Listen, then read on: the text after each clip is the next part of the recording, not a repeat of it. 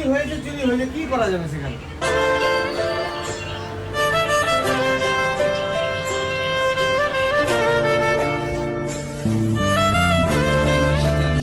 Hey everyone, wish you all very good morning. আমি বর্ণালী। সবাই কেমন আছো?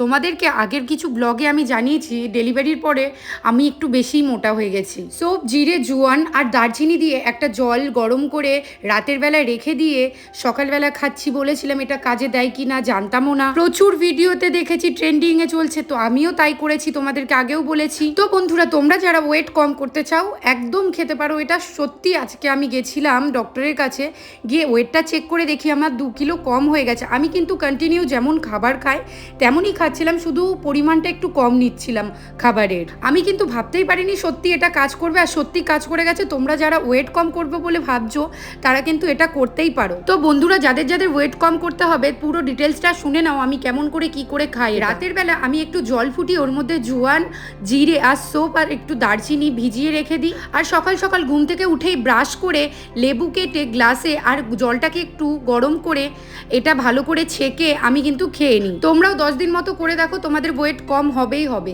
তবে তোমরা ভাবছো হয়তো আজকে খেলাম আজ কালকে বাদ দিয়ে দেবো, পরশু খাবো আবার, এরকম করলে হবে না, ডেলি খেতে হবে।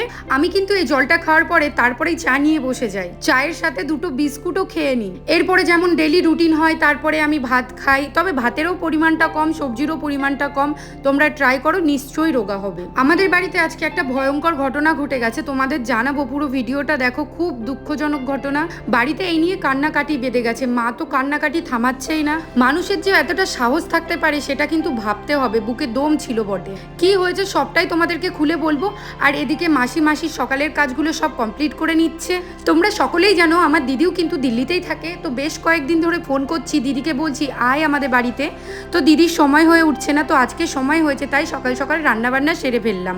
এই যে আমুল দুধ গুলাচ্ছি, কিসে দেবো বলো তো আমুল দুধটা? তোমরা কি এইভাবে শুক্তো বানাও? শুক্তোতে আমুল দুধ দিই কিন্তু আমি। বেশিরভাগ সকালেই কিন্তু শাশুড়ি মা রান্না করে, কিন্তু আজকে দিদি আসবে বলে স্পেশালি আমি রান্না করলাম। আমাদের আবার ডিউটি টাইম ফিক্স আছে, সকালবেলা শাশুড়ি মা রান্না করে, রাতের বেলা আমি রান্না করি। ছেলেদেরকেও কষ্ট করতে হয়, মেয়েদেরকেও কষ্ট করতে হয়। কারণটা হলো মেয়েরা কিন্তু আগুনের সামনে দাঁড়িয়ে দাঁড়িয়ে রান্না করে, আর ছেলেরা বাইরে গিয়ে টাকা ইনকাম করে নিয়ে আসে, তারপরেই রান্নাটা হয়। কিন্তু কারণটা আমি এই কারণেই বললাম যে গরমে আগুনের সামনে রান্না করাটা কিন্তু চারটেখানি ব্যাপার না। দেখো শুক্তোটা কি সুন্দর লাগছে দেখতে, কালারটা। হলুদটা আমি ভাজার সময় দিয়েছি, কিন্তু শুক্তোতে আমি হলুদ দিই না, খুবই কম দিই। এদিকে আমি মাংসর আলুগুলো বেশ বড় বড় করে কেটে ভেজে নিয়েছি। তো দেখো বন্ধুরা, মাংসটা কি সুন্দর কষানো হয়ে গেছে। এবার কিন্তু আমি আলুগুলো দিয়ে ভালো করে কষিয়ে একটু গরম জল করে নেব। গরম জল করে মাংসে দিয়ে দেবো, দিয়ে নামানোর সময় গরম মশলা দিয়ে দেবো। আশা করি যারা রান্না জানো তারা চিকেন শুক্তো সবকিছুই বানাতে জানো, তাই পুরো ডিটেলসটা দিলাম না আর কি। আর বাই চান্স কারোর জানার ইচ্ছে থাকলে আমাকে জানাতে পারো কমেন্টে, আমি কিন্তু সবাইকে জানিয়ে দিতে পারি আমি শুক্তোটা কিভাবে বানিয়েছি। রান্না করতে গেলে তো সবারই কষ্ট হয়, শুধু আমার কেন হবে, তাই না? আর বন্ধুরা, তোমাদের সাথে আমি একটা কথা শেয়ার করতে চাই। কথাটা হলো, কালকে রাত 2টোর সময় দেখি একটা ফেসবুক থেকে ফোন আসে। মানুষের অন্তত সময় জ্ঞানটা করা উচিত, এত রাতে মানুষকে কল করে ডিস্টার্ব করাটা একদম উচিত না।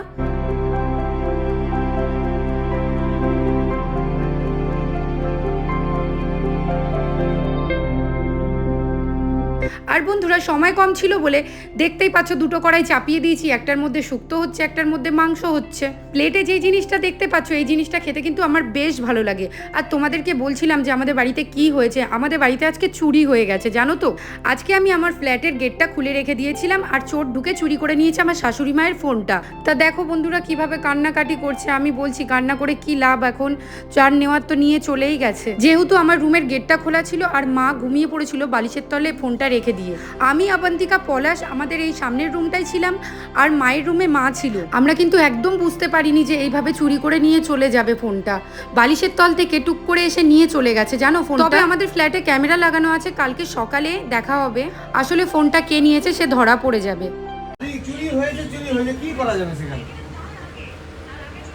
মা এতটা কান্নাকাটি করতো না, কারণ পুরনো ফোনটা চুরি হলে কোনো অসুবিধা ছিল না। একদম নতুন কেনা হয়েছে 2-3 মাস, আর ফোনটা চুরি করে নিয়ে চলে গেছে। কতটা মন খারাপ হয় বলো তো। এখন কি করব, কান্না করলেও কি ফোনটা পাওয়া যায়? আর ক্যামেরাতে দেখেও কিছু করতে পারবো না, দিল্লিতে থরি না 2-3টে মানুষ থাকে। সিসি ফুটেজে মানুষের মুখটাই দেখতে পারবো, তাছাড়া আর কিছু করতে পারবো না। দিনটা খুবই বাজে গেল, সকলকে বাই বাই।